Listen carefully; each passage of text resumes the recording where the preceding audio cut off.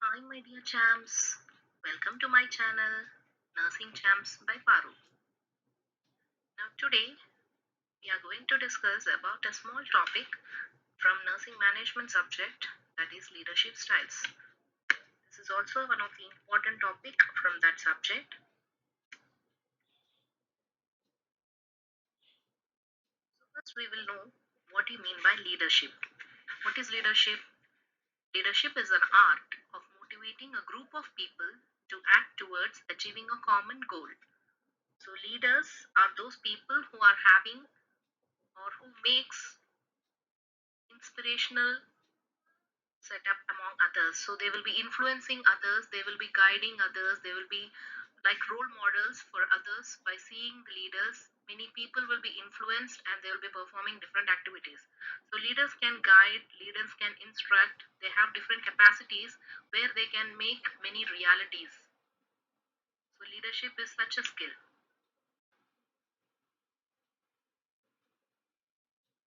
The leadership style now. Leadership style, it is a behavioral pattern which a leader will be reflecting in his or her role while influencing the followers.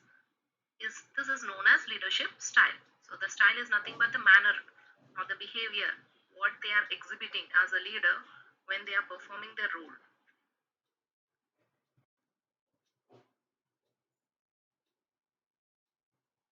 So these are the types of leadership styles, basic styles.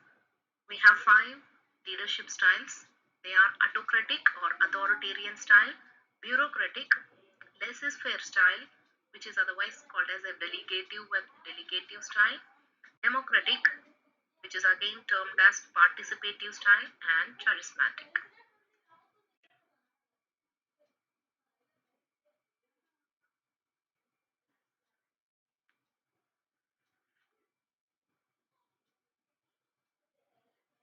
In this slide, you can see three types of leadership styles I have shown here: autocratic, laissez-faire, and democratic.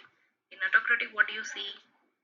The leader or the employer is asking their employees or their followers to do X. That means they are giving an order which has to be fulfilled by the followers. So that is the style of authoritative one or autocratic style.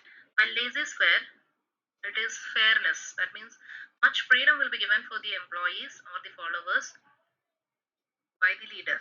So leader will not be involved much in decision making. Most of the decisions are taken by employees. To some extent, it is also having both advantages as well as disadvantages in laissez-faire method. While democratic, a part of the decision is taken by the leader, a part of the decision is taken by the followers. So here you can see which is best, X or Y. That means they will be seeking opinions. There is freedom for the employees to give valuable suggestions, opinions, or sharing their views by the followers. So leader will give that freedom to the employees. So that style is called as democratic style. In detail about autocratic style. What do you mean by that? So it means that the manager makes the decision unilaterally. Unilaterally means just from his part.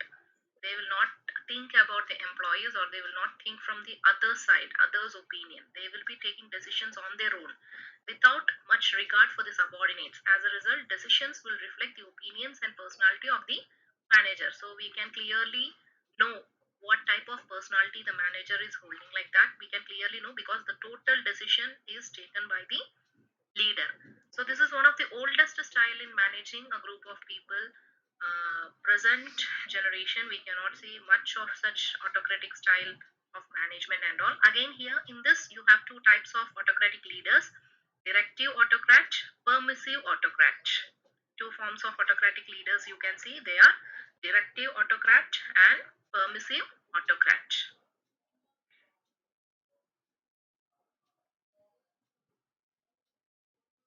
What do you mean by directive autocrat? So here the manager makes the decision alone and they also will supervise the subordinates. So decision making also is done as well as supervision also is done on the employees whether they are fulfilling the orders given by the manager. So that is directive. While permissive means here manager will make the decision but they will allow the subordinates to freely exercise the decision. That is, there won't be much of supervision by the leader here. Most of the time, decision is taken by the manager, but subordinates can have freedom to perform without any supervision. So that is permissive. So two forms of autocratic management we are having. They are directive autocrat and permissive autocrat.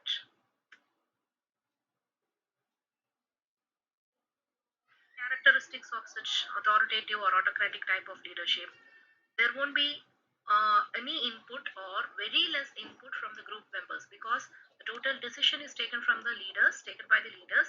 There won't be any feedback taken from the employees by the leader, so leaders will be making the decisions.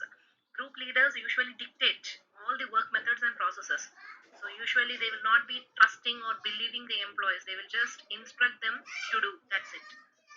So this method relies on threats and punishment to influence the employees. So most of the time they will threaten, like in some areas they will be cutting the wages, or they will make the person to do extra time, overtime, like that. So they will be relying on, most of the time, threatening type or giving any punishments so that employees will listen to them. It does not, this method has no trust on the employees, they will not believe. That is why most of the time you can see either directive type of autocratic way, where they will not have a trust or belief on the employees, and that is along with the decision, total supervision also will be done by the employer or the leader. And it does not allow for employee input. Input is nothing but there won't be any feedback from the employee for their decisions or suggestions, like that. So these are few of the characteristics of autocratic type of leader. Such an autocratic method: when a new employee is joining the organization who also is not so trained, untrained employees, such employees you can use such a method. When high volume of output is required, that means a huge task, an outcome, a high volume of outcome is required from the employees. In that situation also you can use this autocratic method, and limited time is there for making any decisions. So during these situations you can use autocratic method. Just quick decision making can be possible, because here there is no place for asking or seeking suggestions from the employees, and also there won't be any wastage of time. Total decision is taken by the employer, so that is why decisions can be made very quickly. There won't be any confusion over who is in charge, so only one person is responsible for the decision, so there won't be any confusions that who is responsible for the decision, like that there won't be any confusions, and the direction is very clear because only one person will be instructing and guiding. So direction is very clear. So these are the advantages of autocratic method. While what are the disadvantages? As there is no trust, there won't be any trust from the employees. So that lack of trust, lack of interest sometimes will be there. Low job satisfaction from the staffs, and morale will not be there from the employees. Low motivation. There won't be any encouragement, because most of the time the leaders will be using threatening form of instructions so that their decisions can be fulfilled. So these are some of the disadvantages of autocratic management. About autocratic. Now let's move on with the second type, that is bureaucratic. Bureaucratic way. Bureaucratic means where we will be following the rules and regulations of certain books, like that. So that is what they have mentioned, manages by the books. That is whatever rules and regulations are there in the books written, so that will be followed by the leader, and the leader will be making the employees also to follow that rules and regulations. So this is very effective where serious safety risks are involved. So usually in industrial areas where more chances of accidents happening, and also in those areas where safety risks are more, in such areas they can use this method of bureaucratic style. Leaders work by the book. They follow the rules rigorously and ensure that their people also follow the procedures precisely. So they themselves will be following, and they will make their employees also to follow such instructions written by the book. So they will be following clear cut. Their own rules and regulations will not be there, but these are the rules and regulations which are being mentioned in their laws or books.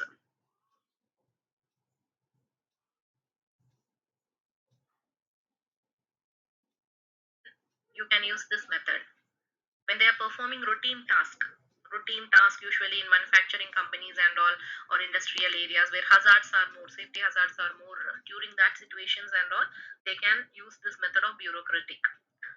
Staff must follow the rules. So wherever a compulsion is there, so that staffs will be following the rules, so there you can use this method.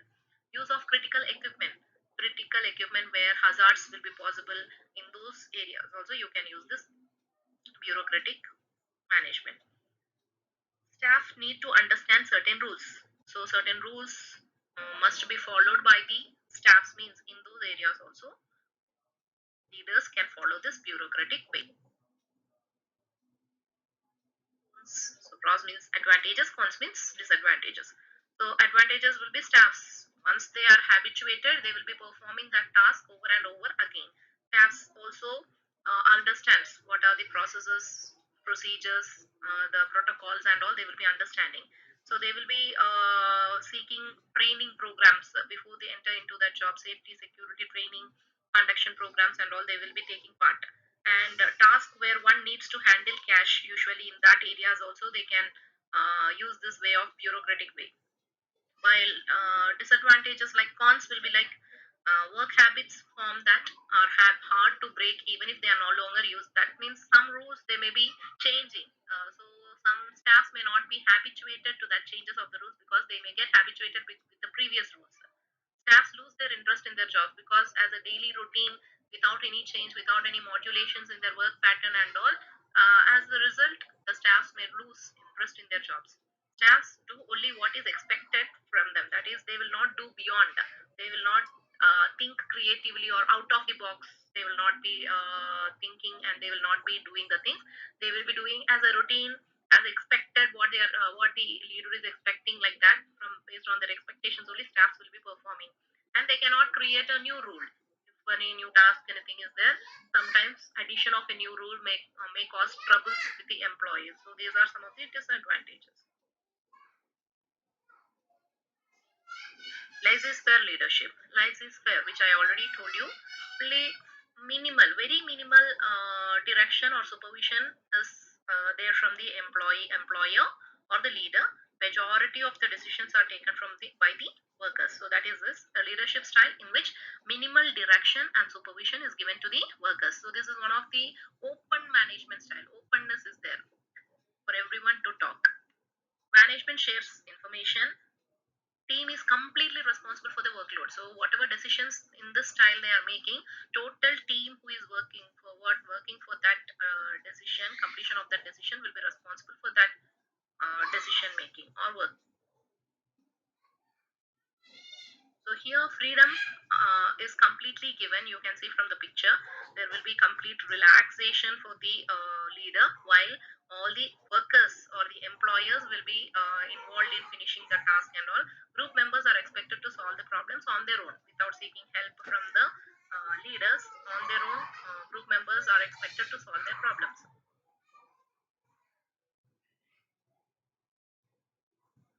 So the meaning of this word has been taken from a French phrase, let do. Let do, that means letting the people to do their own activities. So it allows the people to make their own decisions. Leader is still responsible for the decisions that are made. That means leaders are answerable for the decisions, but majority of the decisions are taken by the employees only. So this style allows greater freedom and responsibility for the people.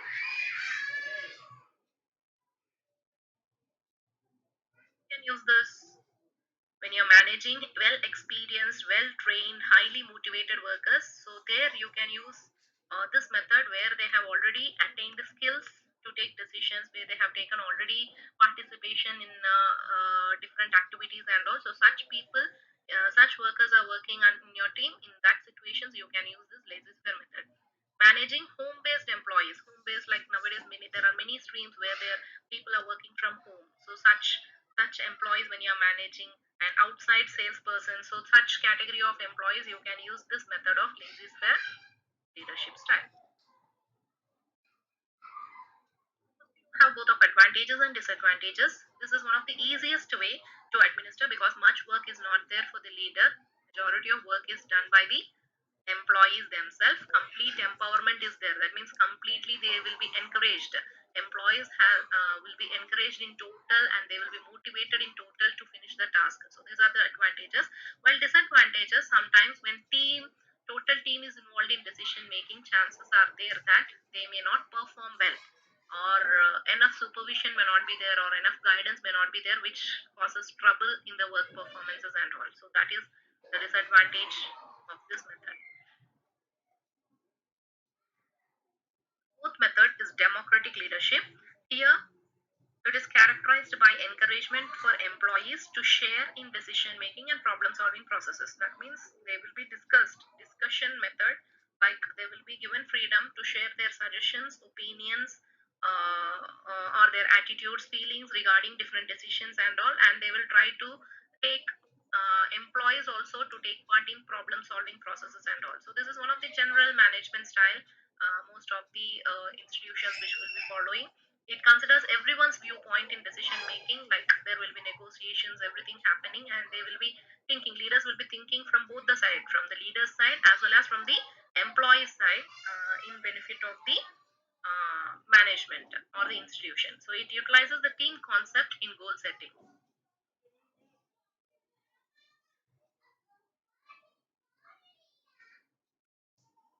So this democratic, as we have seen, it is again having two forms of styles here. One is consultative and the other is persuasive. Consultative is process of consultation before a decision is being taken. The leader will be consulting the employees to know what is good and what is bad, whether it should be implemented or not, like that. So that is consultative. While persuasive is where they will persuade. Persuade means they will take a decision and they will try to make it understandable for the employees so that employees will follow that decision. So like that, they will like a bargaining like. So that is what we call it as persuasive type of democratic leadership.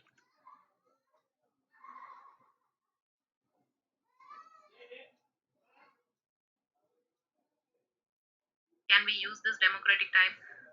So whenever we want our employees to be informed about any decisions, during that, to encourage the employees to share in decision making, so we can motivate them to take decisions. Opportunities for the employees to develop a high sense of personal growth and job satisfaction. So employees can attain the job satisfaction, as well as to encourage team building and participation among the employees. So these are the situations where you can use this type of democratic leadership style. Yes. Here, employees actively take part in decision making. So, active participation you can expect from the employees. There will be high employee morale. They will be stronger. There will be commitment from the employees to achieve the goals, established goals by the employer. But the disadvantages are there. It is a little time consuming because decision making, persuasive type of things and all will take time to persuade the employees, and many will not be liking to participate in decision making. Only few of the employees will be taking part in decision making, so that also will be a disadvantage. Right? Charisma. For that, you have to know what you mean by charisma. Charisma is a certain quality of an individual personality by virtue of which he is set apart. That means charisma means there is some uniqueness which differentiates a person from a group of people. So such a quality person, whoever is having such a quality, those people can be termed as charismatic leaders, and that style is called as charismatic leadership, where they will not be thinking about themselves; they will be thinking about the society or development of other people.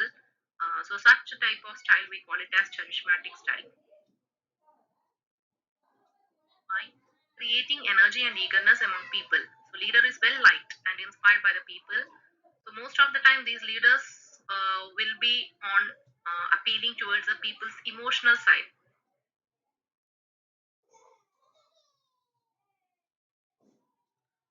So some of the prominent qualities what a charismatic leader will be having is they will have a vision that is about the future.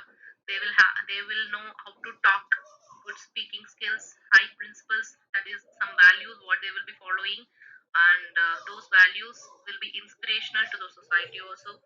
They will be emotionally sensitive. They will have a huge great personality and unique charisma. One of the modern leadership style in the changing world, where they show concern for the people and they look after their people's needs. So here one such example which we can take is our Prime Minister Narendra Modi ji, who holds such a charismatic leadership style.